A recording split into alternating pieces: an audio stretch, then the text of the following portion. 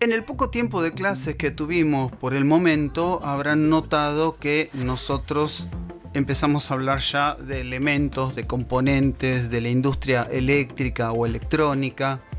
Hablamos de resistencias. Hicimos un ejemplo en donde pusimos una laminita metálica, ¿sí? Como una cinta, dijimos. Hicimos la cuenta con la resistividad, etcétera, etcétera. Y hablamos de resistencia, la resistencia eléctrica, etcétera, etcétera. Pero como vamos a un ritmo, como decimos, muy rápido, y vamos a seguir con ese ritmo, entonces nos pareció interesante agregar un poquito algún detalle de qué cosa es esto que llamamos resistencia, ¿sí? Y de paso también ampliar un poquito sobre otros elementos. Por ejemplo, hablamos de distintas fuentes de voltaje eléctrico. Nosotros podemos usar baterías o pilas, ¿sí? O, por ejemplo, obtener el voltaje eléctrico de un panel solar o la famosa fuentecita, ¿sí? Si alguno hace música con guitarra eléctrica o bajo o teclado, probablemente convive con estas fuentecitas para alimentar los dispositivos. Bueno, puede haber algunos elementos más del cual nosotros podemos sacar voltaje, pero estos son los más comunes. Y le ponemos un símbolo, ¿sí? Para no tener que andar dibujando o pegando estas fotos, ponemos un símbolo. El símbolo es este que ya usamos en la clase. Bueno, ok. Ahora, en un ratito vamos a ver cómo se pueden combinar, ¿sí? Distintas fuentes o del mismo tipo, pero en distinta manera. Por el otro lado tenemos las resistencias, sobre las cuales vamos a poner el foco en este breve video, pero las podemos encontrar en nuestras casas, ¿sí? Escondida en distintos elementos de uso diario. Por ejemplo, acá tengo una cocina eléctrica, una plancha, la famosa lamparita eléctrica de las viejas, incandescentes. Estas ya no se usan más en los domicilios, pero se siguen usando en vehículos y en alguna otra cosa más, pero cada vez se usan menos, ¿no? Algún día vamos a explicar por qué. Bueno, las resistencias eléctricas las vamos a simbolizar con este grafismo que tenemos acá en el costadito derecho. Nosotros usamos siempre el asunto del zigzag, pero en algunos artículos, en algunos libros, ponen un rectangulito.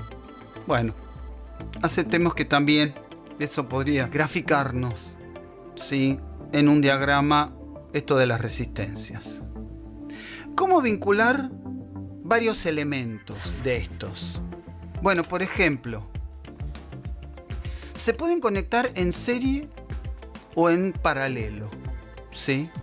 Tanto las resistencias como las fuentes de voltaje. En serie se llama serie. En algunos lugares he leído la palabra tándem para significar lo mismo.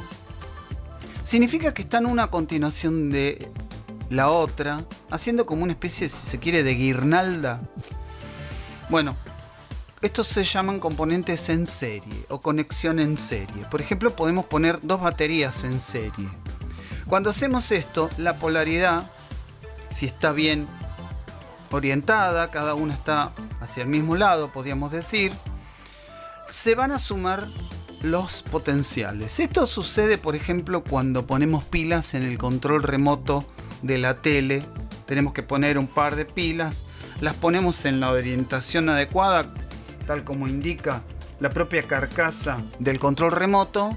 Estamos poniendo dos porque estamos poniendo dos pilas en serie y conectadas de una forma tal que acumulan sus voltajes. Como todo el mundo sabe, entonces lo que obtenemos, si son dos pilas de 1,5 voltios, son 3 voltios. La conexión en serie es muy común cuando necesitamos mayor voltaje. Si alguna vez usaron esas linternas de camping con pilas, se habrán encontrado con que algunas linternas usan 4 pilas y hasta 6 pilas. todas en serie.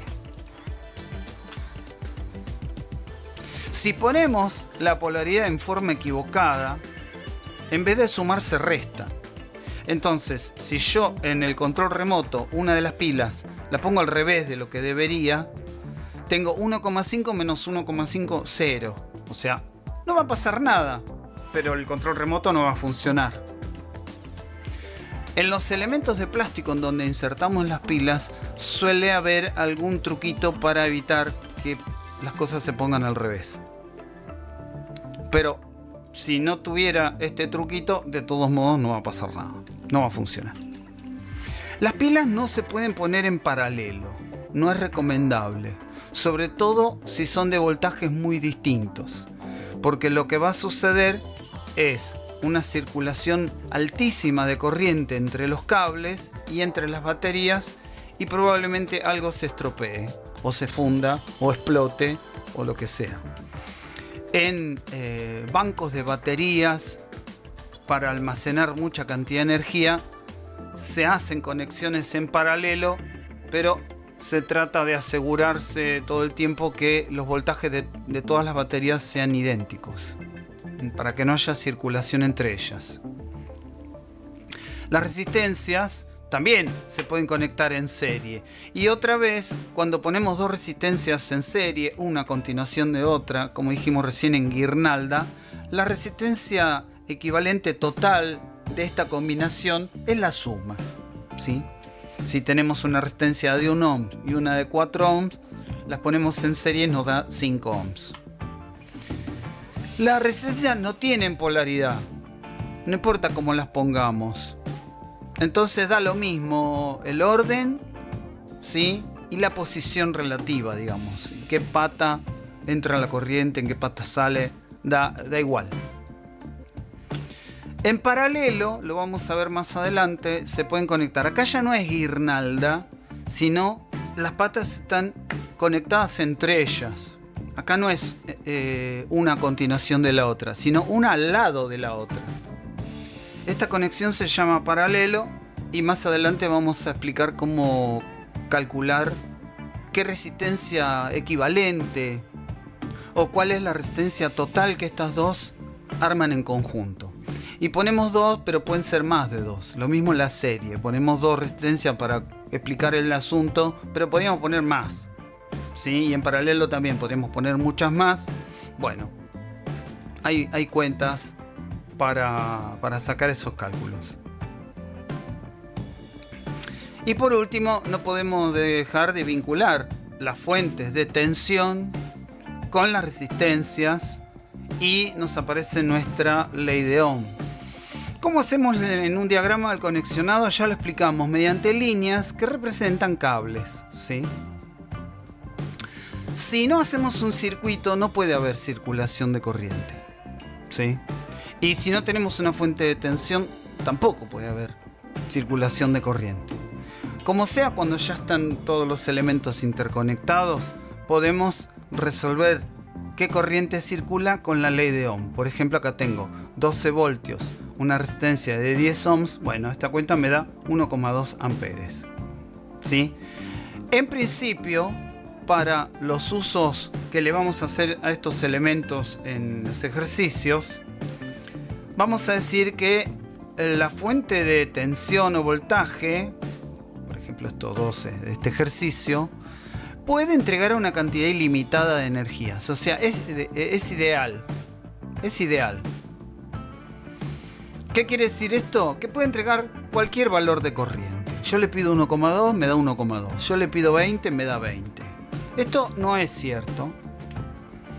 Traten de sacar 20 amperes de una pila de 1,5 voltios y se van a dar cuenta que no es posible. No va a suceder.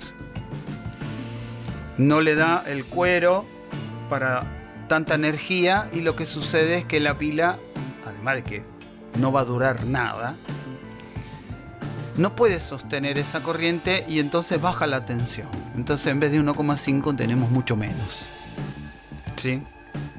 Y un desgaste prematuro. Después también vamos a pensar que la resistencia eléctrica deja pasar cualquier corriente que nos den las cuentas, ¿sí? Para nosotros no va a haber problema. 5000 amperes, la resistencia no pasa nada. Eso no es verdad. La resistencia está compuesta por una materialidad que ahora vamos a explorar un poquito. Y eso tiene una cantidad de calor que soporta, a partir del cual, si le agregamos más, se funde el material o hace una combustión. Así que nosotros vamos a poner cualquier corriente en los ejercicios, pero las resistencias reales tienen un límite, ¿sí? Tienen un límite. Bueno, vamos así ahora a las resistencias. Como dijimos, están metidas en un montón de dispositivos de uso diario, ¿sí? Con los que convivimos. Adentro de esos dispositivos hay unas construcciones un poquito más industriales, ¿sí? Más industrializado. Por ejemplo, aquí abajo tenemos el cartucho de una secadora de pelo, que la resistencia hace una doble helicoide sobre sí misma y sobre un soporte aislante. Acá tenemos en la esquina superior derecha otra vez el formato de helicoide. Este tipo de instalaciones probablemente sean para algo que necesita mucha cantidad de calor, mucha potencia calórica, y por ejemplo lo podemos encontrar en hornos de cerámica. La que tenemos en la esquina superior izquierda es, si alguna vez se la cruzaron, la resistencia que usan los termotanques eléctricos, ¿sí? Por eso viene con una junta de goma para que no fugue líquido. Y tiene terminales de conexión acá a la izquierda, donde vamos a conectar directamente 220 voltios. La resistencia es un alambre metálico que va en forma coaxil adentro de esta otra vaina que protege y aísla la electricidad del agua del termotanque. Acá hay una protección envainada.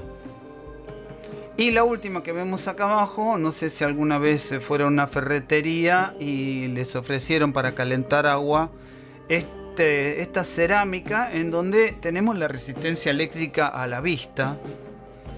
A mí particularmente no me agrada mucho porque es bastante peligroso.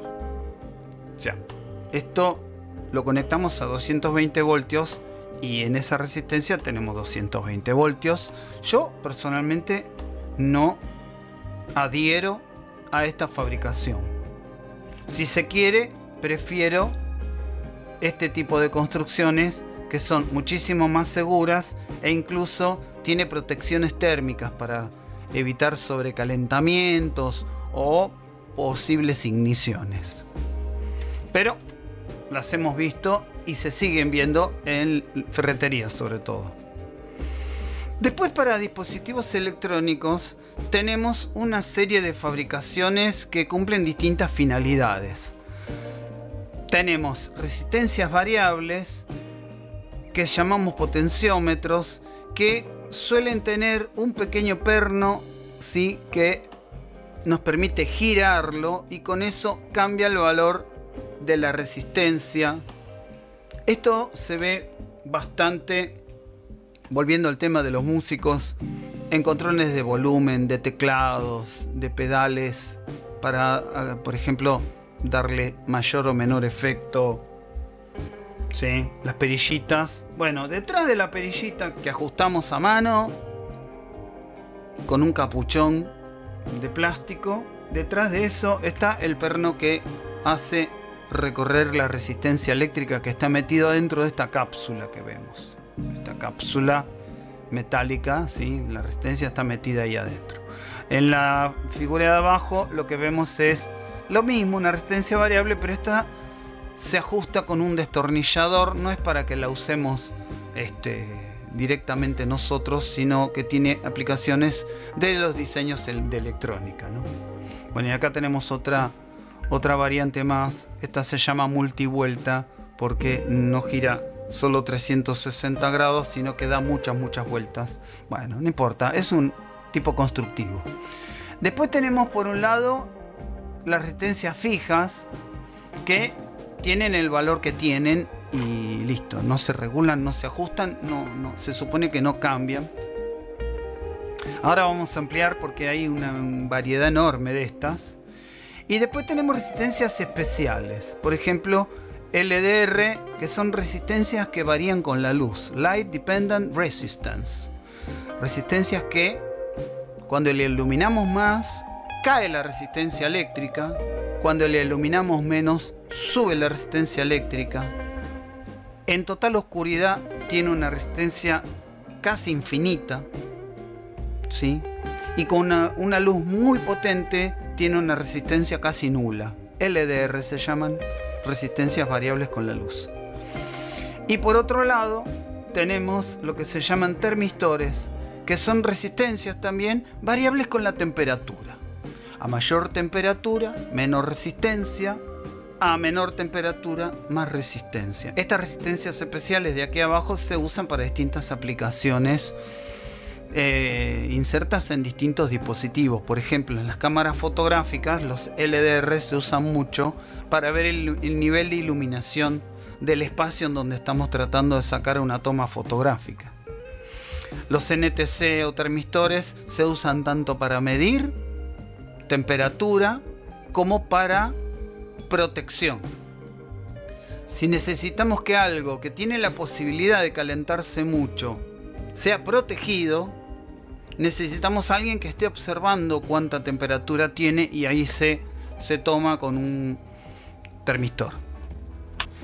Aquí vemos un montón de resistencias montadas en una placa de circuito electrónico. Estos cartuchitos muy coloridos, ¿sí? Son resistencias eléctricas de producción industrial. Después hay otros componentes, estas cosas naranjas son otra cosa. Aquí vemos el costadito de un LED, ¿sí? Bueno, muy común en placas de electrónica. Si no miraron ninguna placa electrónica, aquí por ejemplo tenemos una imagen bastante bonita. O por ejemplo aquí vemos otro circuito en donde vemos estas resistencias, ¿sí? Como digo, tan coloridas. Y además vemos ya insertas resistencias variables de estas que acabo de comentar, que se ajustan con un destornillador. Esto lo hace el diseñador del circuito electrónico o la diseñadora del circuito electrónico. Las ajusta en el momento de la calibración y no se toca más. No son accesibles al público. Las resistencias eléctricas se venden, ¿sí? Salen bastante baratas. Aquí vemos con fondo azul, con fondo marroncito. ¿Sí? Estas son las más comunes de todas. Ahora vamos a aclarar qué diferencia hay entre el fondo azul y el fondo marroncito. Pero antes que eso, quería mostrarles que realmente son baratas. Por ejemplo, no me esforcé mucho. La primera publicación que encontré de Mercado Libre, en este caso, es un pack que vienen 5 resistencias. Estas son de 100 ohms y salen 6.000 pesos. Unos 1.200 pesos cada una. Incluso creo que puede haber más baratas. Hay más baratos. Pero me gustó esta publicación porque además tiene las dimensiones. Miren. El cablecito es de 0,75 milímetros. El alambrecito, digamos, para soldar, conectar. El largo de la resistencia es 15,5 milímetros. Y el diámetro, porque son cilíndricas, es de 4,8 milímetros. Me gustó por eso. Busqué apenas un poco e inmediatamente encontré otra oferta. Esta es de 3.400, casi 3.481 pesos por un pack de 50. Prácticamente del mismo tipo que las anteriores. Eso me da casi 69, entre 69 y 70 pesos cada uno. Así que miren qué fácil uno puede caer en una estafa. Sí, claramente la otra pantalla era un robo. Y nada, acá tenemos entonces más o menos lo que en mi cabeza yo tenía entendido que salían estas resistencias. No pueden valer más de 100 pesos cada una. No pueden valer más de 100 pesos.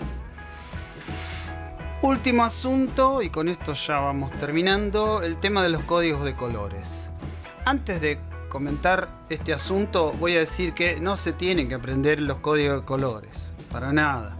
Pero simplemente esto tómenlo a título informativo, es simplemente para que conozcan cómo se maneja el tema de los ohms, ¿sí? Sobre todo en la industria electrónica. Y más adelante vamos a hacer alguna experiencia con LED y resistencias. Van a tener que conectar esas resistencias y es importante que sepan cómo se leen los códigos de colores y dónde encontrar qué significa cada color. Tiene como mínimo 4 bandas. Como ustedes pueden ver, 4 anillos. Puede tener más, pero lo estándar son 4. Hay uno que es de color dorado o plateado. Entonces, ese color dorado o plateado lo dejan hacia el costado derecho, ¿sí? Y se van a encontrar entonces con 3 anillos de distintos colores. El primer anillo, la primera banda, es la primera cifra. La segunda banda, la segunda cifra. Y la tercera banda es un multiplicador. ¿Cómo es esto? Vamos a usar el ejemplo que tengo acá. El primer valor es rojo. Voy a mirar primer dígito. Rojo es 2. Así que el primer color es una cifra. Es un dígito. 2. Segundo anillo es un 0. Porque está color negro. 0. Pongo 0. Tercer anillo, ¿sí? No pongo un número, sino pongo cantidades de ceros. Entonces busco en la tabla, estos 10 al cuadrado son 100. O sea, es multiplicar esto por 100. O agregarle al 20 2 ceros atrás, ¿sí? Entonces esto me da, el multiplicador me da 2000. 2000 ohms. Esta resistencia que se está usando acá en este ejemplo de la tabla tiene 2000 ohms. Ok, vamos a el caso de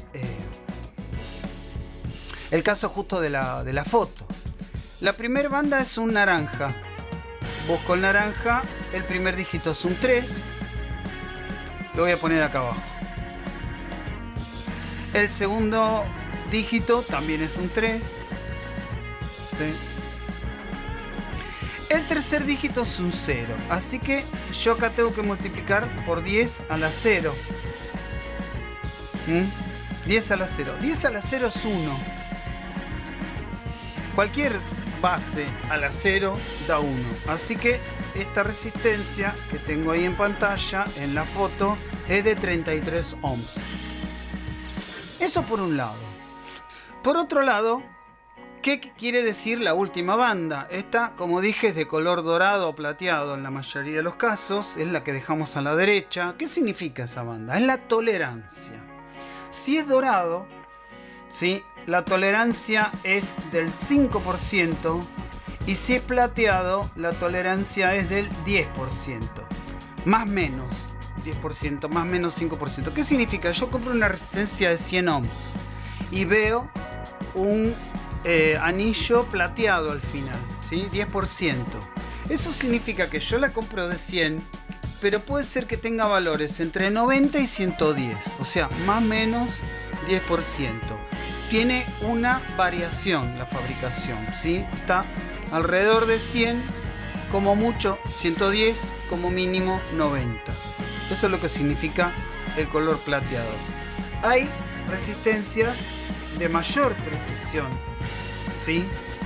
Que tienen esta cuarta banda con un color que no es ni dorado ni plateado. ¿Cómo se lee? Porque si tengo un color, por ejemplo, marrón, para la resistencia del 1% tengo un color marrón.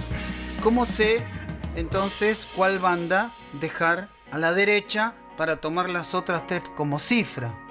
Supongamos que esta es la resistencia y la forma que encontraron para poder hacer esto es las 3 bandas que indican cifras están casi diríamos amontonadas en un extremo, y la cuarta banda, la que simbolizaría la tolerancia, se nota claramente separada del resto. Entonces esta es la que tenemos que dejar a la derecha y después tomar las otras tres como cifras. Cuando es al 1% o incluso vemos que acá hay porcentajes mucho más chicos, suele agregarse una banda más. Entonces de repente tengo 4 bandas con cifras que hay que usarlas todas. La multiplicadora es la última, ¿sí? La última es la que multiplicamos por 10 ala, y la quinta sería la tolerancia. Bueno, yo por mi parte no tengo nada más que agregar al respecto. Queríamos simplemente compartir con ustedes estos detalles que me parece que son interesantes, y bastante de todo esto lo vamos a usar. Bueno, me despido por ahora, nos vemos la próxima.